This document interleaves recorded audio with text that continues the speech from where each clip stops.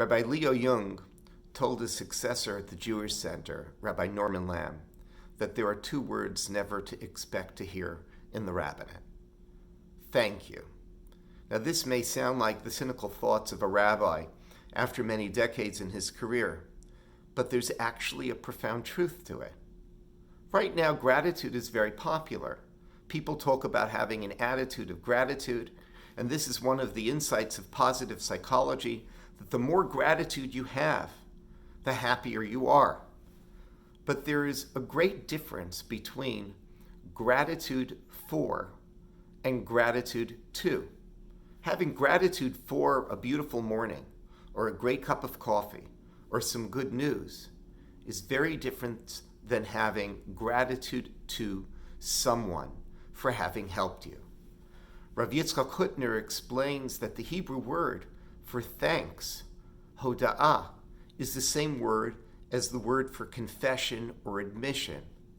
And the reason why is because every time you offer authentic thanks to someone else, you actually are admitting that you yourself couldn't do it alone. And that is why gratitude is so difficult, because it actually impinges on our ego. We like to think that we've done it all ourselves, but we haven't.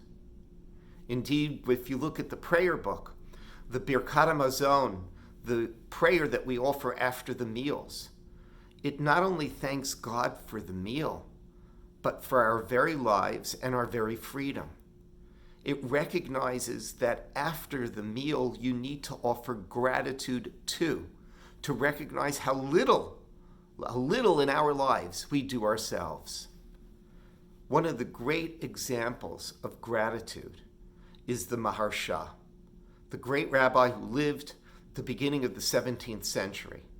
And the Maharsha would sign his name was Rabbi Shmuel Eliezer, and he would sign his last name as Adels. What's Adels? His mother-in-law's name was Adel. His mother-in-law is the one who supported his yeshiva.